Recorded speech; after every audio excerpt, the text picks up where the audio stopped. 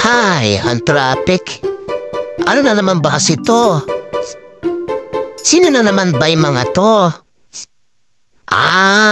Yung mga nagpepenitensya kuno.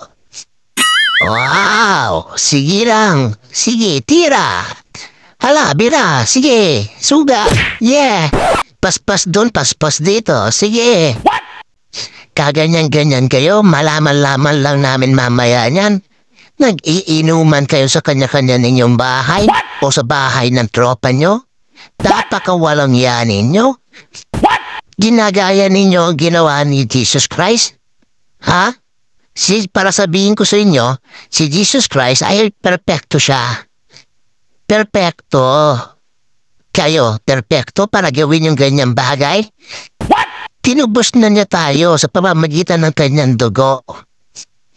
Kayo, pinadudugo niyong katawan ninyo. Bakit niyo ba ginagawa yan? Ha? Tapos may mga alalay pa kayo. Ano? Para hindi kayo masagasaan? Ganyan ba yung nagsisisi? Oh, come on. Huwag na tayo maglokohan dito. Ha? Tapos ano, mamayang gabi, sasabihin nyo sa kanya-kanya ninyong pamilya, masakitan yung mga katawan. Papagalitan nyo pa ang inyong mga asawa? Naaskasuhin kayo kuno? Ha? At kapag hindi kayo nasikaso, magagalit kayo? Papagalitan nyo ang asawa ninyo? O mga nanay ninyo? Uutusan mo sila bumili ng gamot? Ha? Pain reliever? Ginawa-gawa mo yan? Tapos, mang-uutos ka? Ano ka, boss? Ganyan ba yung nagsisisi? Yung iba dyan, ganyan-ganyan, nauhaw lang ng konti. Nasa gilid na, nagsisiinuman ng tubig. Nagsisipagyosi. Ha? Kung tatanungin kung tunay yan, miski sa loob lang kayo ng bahay, yung walang nakakakita, gagawin nyo yan. Pero, hindi yan naayon sa kalooban ng Diyos. Wala siyang sinabing ganyan ang gawin. Ang pagsisisi, nagmumula sa puso at hindi sa pisikal ng pagpapakasakit. Halatang kapos ka sa kaalaman, iho. Magsiuri na nga kayo.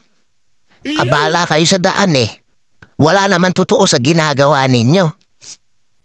At kung tunay kayong nagsisisi, idaan nyo sa dasal at pagkatapos nun, lakipan nyo ng gawa. Yung totoong gawa. Wag puro nawa. Karamihan dyan puro nawa eh. Wala namang ginagawa. May pabuhat-buhat pa kayo ng krus? Ha? Ang sisipag nyo magbuhat ng krus kuno. Ginagaya nyo si Jesu Cristo.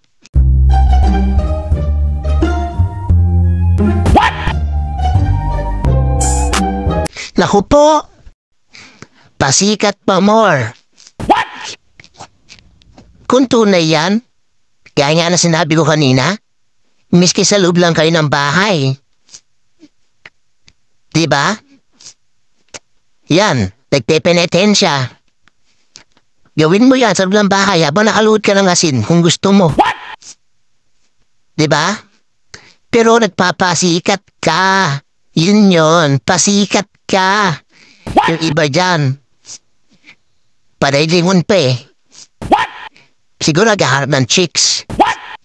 Keso, baka may nanonood sa kanila, magandang bebot, papakitang gilas, di ba? Sigurado ako dyan, sa mga nagpepenitensya na yan, nagsiinom muna na Red Horse yan, mga emperador, mga gin, o anong pang klaseng alak yan, para lang magdugo yung sa likod nila. Ha? Yan may pagsisisi? Hampasin mo yung likod mo. Nang walang blade. Sige, hampas lang hanggang sa dumugo. Ang pinakamahalaga ay ang tunay na pagsisisi at pagbabago ng puso, hindi ang pisikal na pagpapasakit.